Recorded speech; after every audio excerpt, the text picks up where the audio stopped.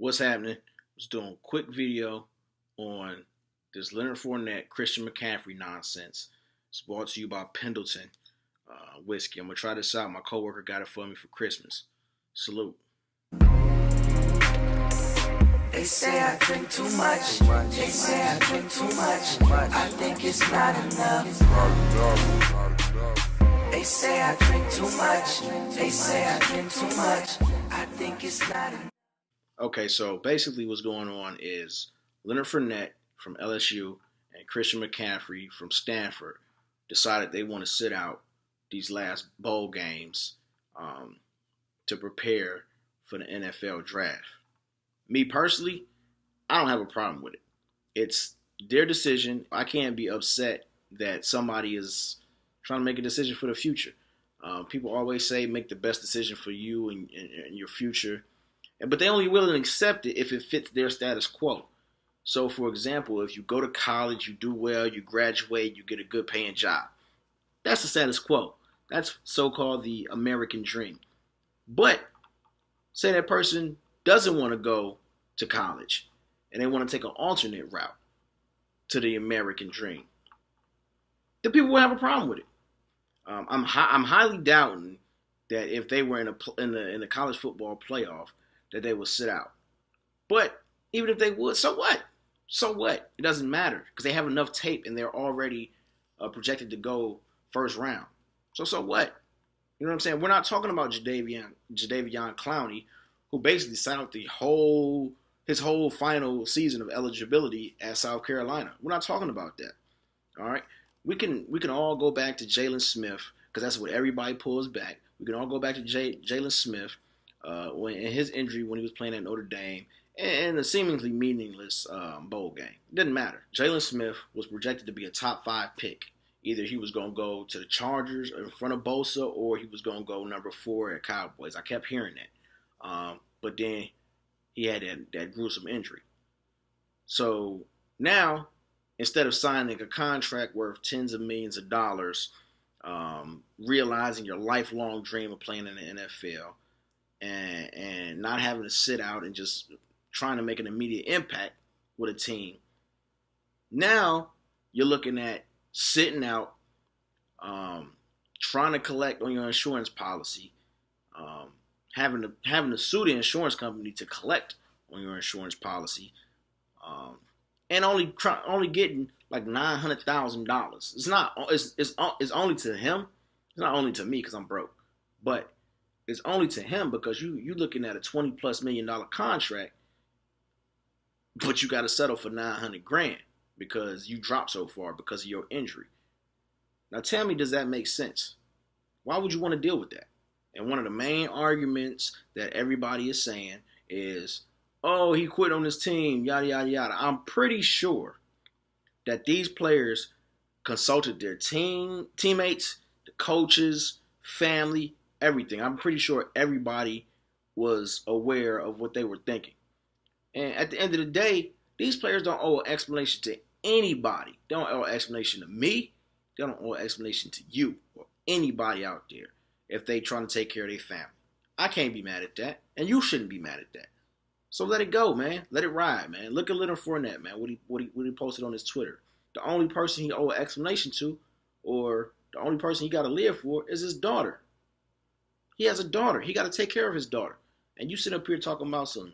And I see people in his comments and his mentions talking about, oh, you just quit on your teammates. You ain't got to worry about them, huh? His teammates going to be good.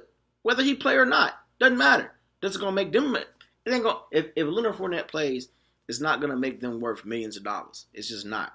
So stop it. And you got these former athletes and talking heads criticizing these players. And you got, because they're not playing in a bowl game, that means nothing. And you got Ezekiel Elliott tweeting out he would give anything to play again.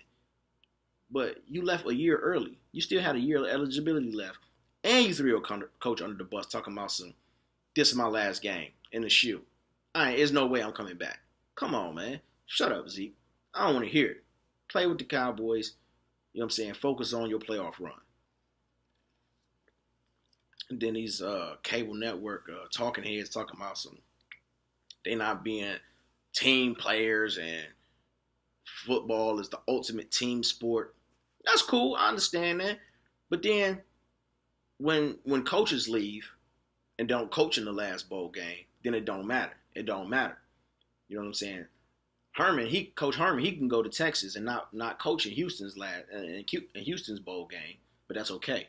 But Fournette and McCaffrey do the same thing, then it's a problem.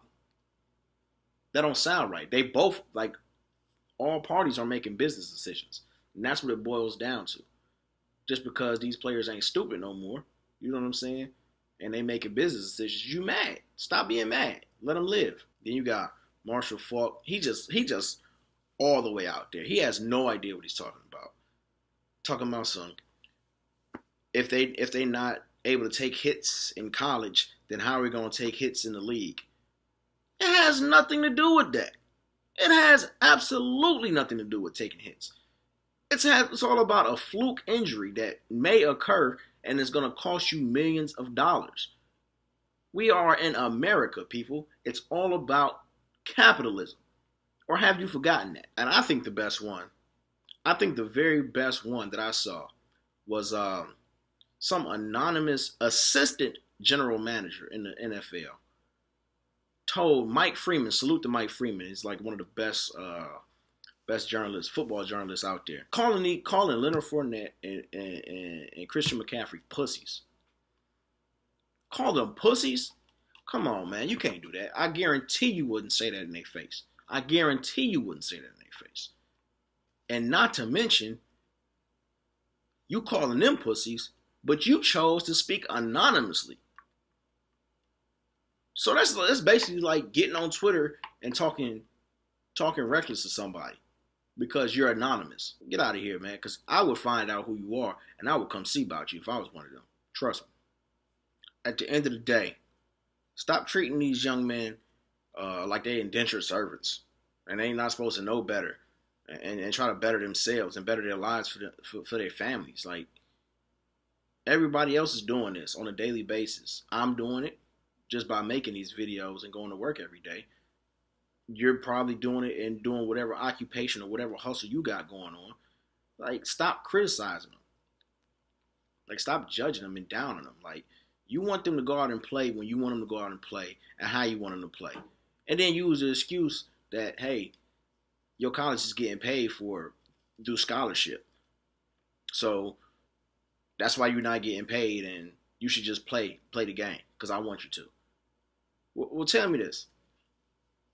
Tell me when a college has ever been in the red because they gave some athletes a scholarship to school.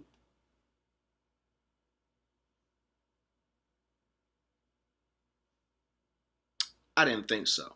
So, bottom line is, now that these students are beginning to be a little bit more business savvy and understand the power that they actually have for themselves and to college athletics, I can't be mad. You guys got to stop looking at them as prisoners running in an asylum because that's not what it is. When you go on a job interview, do you just go in there just winging it? No, you prepare because that's what this is. The combine and pro days and all that stuff, it's a job interview. And you might have to take a day off work. Okay. But you prepare. If you have a job now, you're trying to get a better job. Guess what you do? If you have an interview on a day you have to work, are you going to go to work and skip your job interview? No. You just, hey, I got to call out. Period. That's it. So I would ask the media to stop saying things like this will set a precedent and it's becoming an epidemic. Because in reality, we only talking about 2 to 3 players. I think there was one other player randomly that I saw that was doing the same thing. But we only talking about 2 to 3 players that's doing this. So let's stop doing that. Let's stop trying to shift the focus and create a story that's not there. Stop. Leonard Fournette, Christian McCaffrey, get your money, dog. For real. Salute. Go. They say I drink too much. They say I drink too much. I think it's not enough.